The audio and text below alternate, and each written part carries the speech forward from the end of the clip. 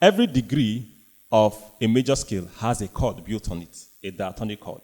So those are the chords I want to show you.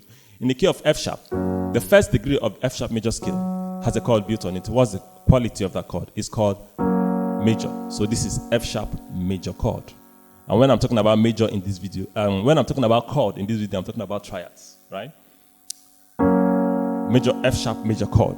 And when I say F sharp, the key of F sharp, I'm talking about F sharp major. You know we have F sharp minor. You can play in F sharp minor. You can play in the key of F sharp major. You can play in the key of F sharp minor. So when I say F sharp, I'm talking about F sharp major. Please note that. So the chord built on the first degree of F sharp major scale is a major.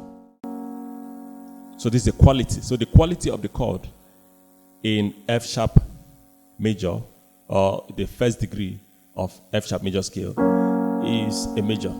Now the second degree of F sharp major scale, the chord built on it is a minor. The third degree, the chord built on it is a minor. The fourth degree, the chord built on it is a major.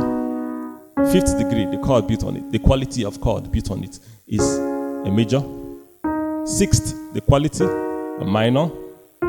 Seven, the quality is a diminished, and then back to one.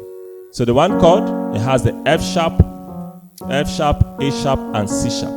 The two chord, which is the minor chord, has the G sharp, B, and D sharp. The three chord, which is a minor chord, has A sharp, C sharp, and F. The four chord, which is a major chord, has B, D sharp, and F sharp.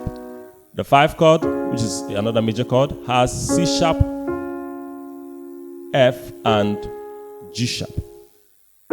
Sixth chord has D sharp, F sharp, A sharp. Seventh chord, which is a diminished, has F, G sharp, and B. And back to your one chord. So those are the chords that are the diatonic chords in the key of F sharp. So the next thing is to practice it. You know, there are two things I told you, two aspects of music that you need to put together always to really to have a desirable result.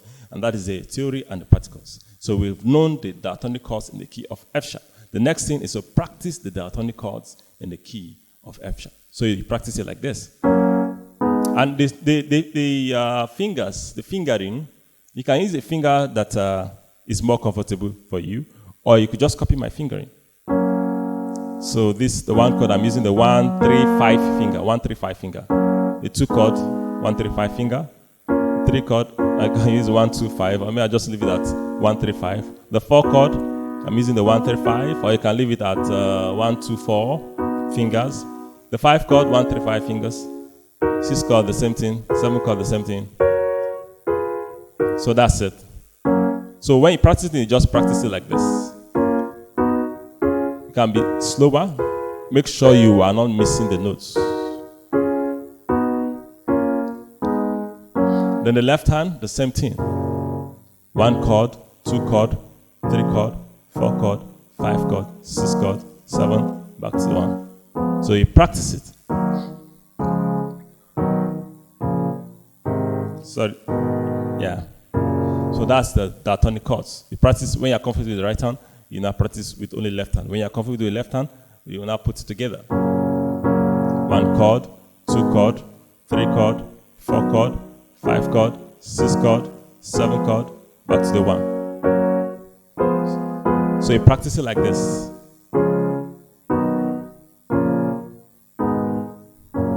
So that's how to practice it. So another way you can practice this chord to make it, to become familiar with it so that you can always use it, is to use arpeggio. What is arpeggio? Arpeggio simply means playing making a chord broken. So for instance, I've been playing blocked chords like this. This is a blocked chord, a blocked chord. But arpeggio meaning making it broken, playing it broken like this. So let's just choose the progression like 1, 6, 4, and 5. You can start to play like this.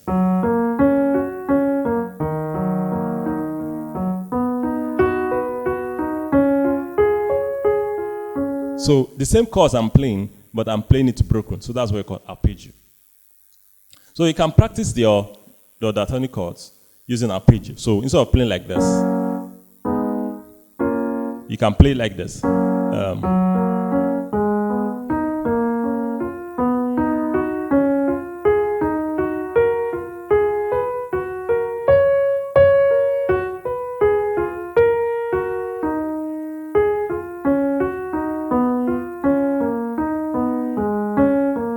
Practice that with the right hand, also with the left hand.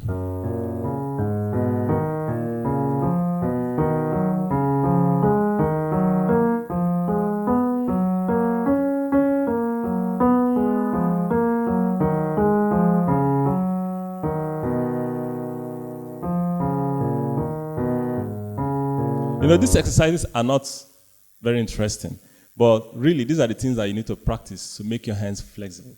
These are the things you need to get to that higher stage you want to get to. When you see guys playing very skillfully and all that, you know, most of them have done they have taken care of their fundamentals. So it's easier for them to do what they are doing. So if you can start growing like this properly, you are going to have a better and more fulfilled years in your piano training, right? So that's that. So when you are done with the individual fingers, you put the two fingers together.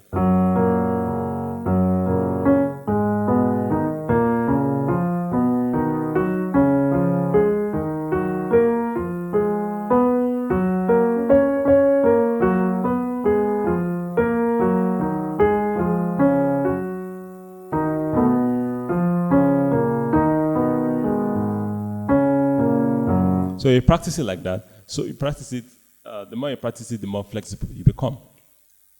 So that's how to use your arpeggio. So that's how to practice your chords, right? Practice your diatonic chords. Practice it, all the diatonic chords. Practice it using arpeggio. And another thing I want you to do is to practice it using inversions. What is inversion? Inversion simply means playing a chord in different positions. So for instance, if you have the key of F sharp, I could decide to play like this. This is still F sharp, but a different position. So this is F sharp. What I did just to move this lowest note, take it to the highest note, the octave, and play it.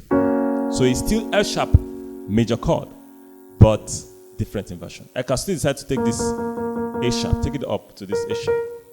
This is still F sharp major chord, but different inversion. So that's what inversion is. So now this position is called the root position, where you have the root note at the bottom.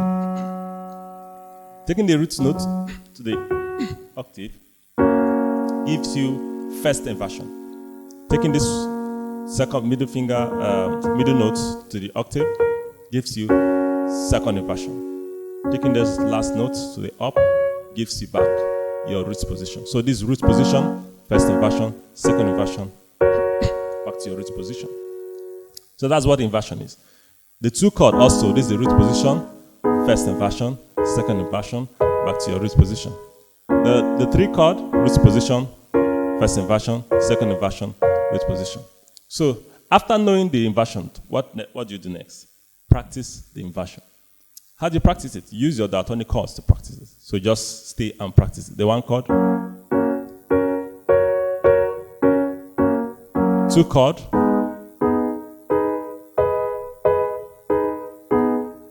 three chord,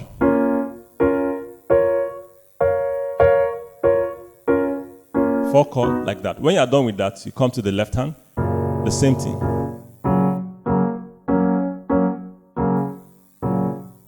The two chord,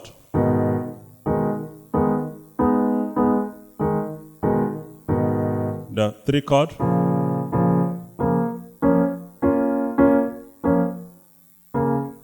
the four chord,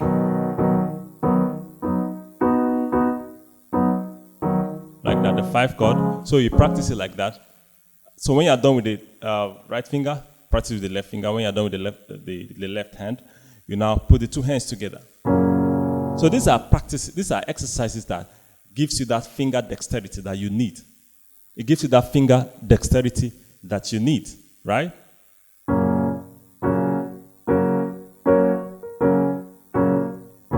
Come to the 2 chord.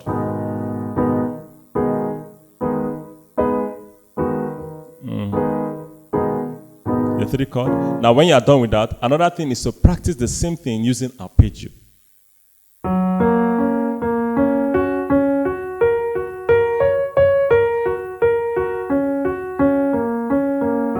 Two chord.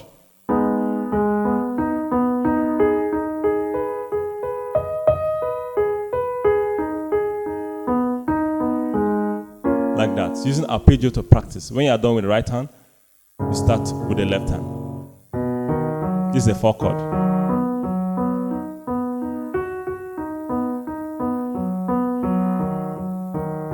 When you are done with the left hand, put the 2 hands together. You see? Now you need to be slower so that you don't miss the notes.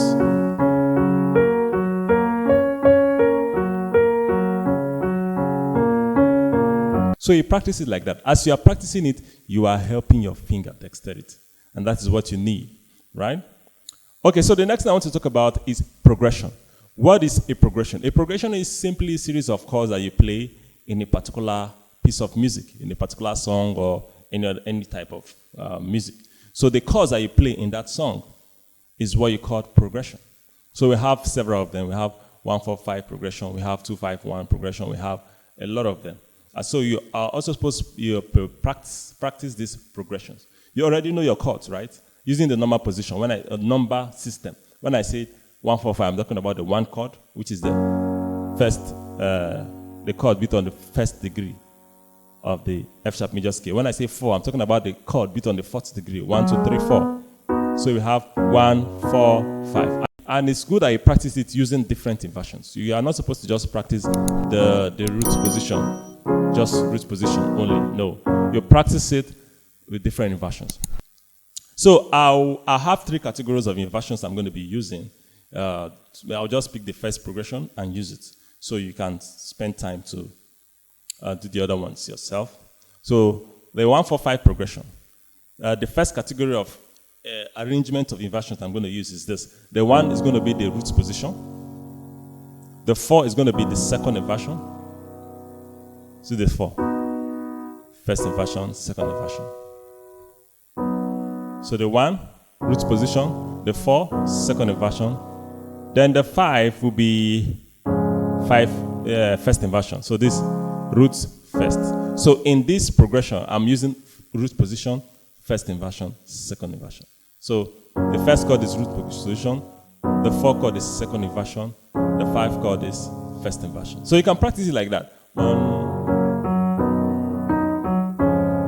Or you can use 4 beats. 1, 2, and 3. That's a full bar. 1, 2, and 3, and 4. 1, 2, and 3, and 4, and 1. So you practice it like that. Done.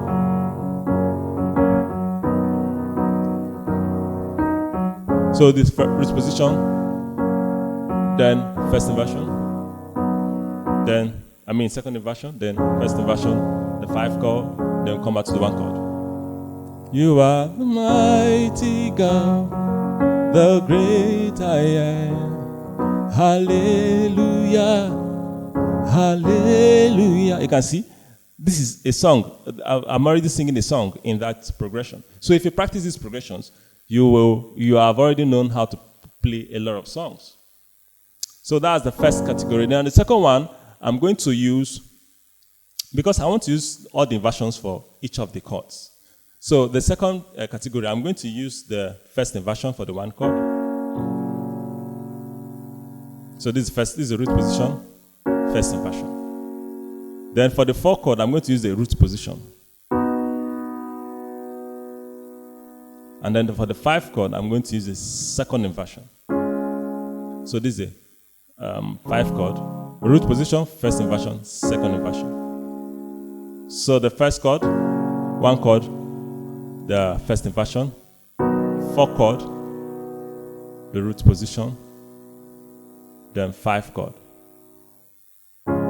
first inversion. 5 chord, the second inversion, the 5 chord. Back to your 1. You see? So 1, So you can practice it like 1 chord, 4 chord, 5 chord, 1 chord.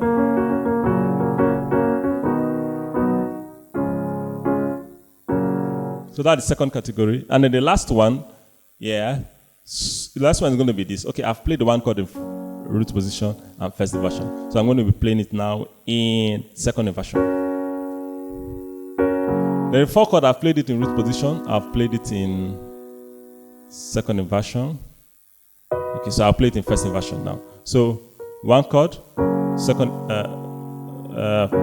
inversion. The 4 chord, first inversion. Then the 5 chord, I have not used it on the root position. So this root, so it's going to be 1 chord, first inversion, 1 chord, second inversion, then 4 chord, 4 first inversion, then 5 chord, root position.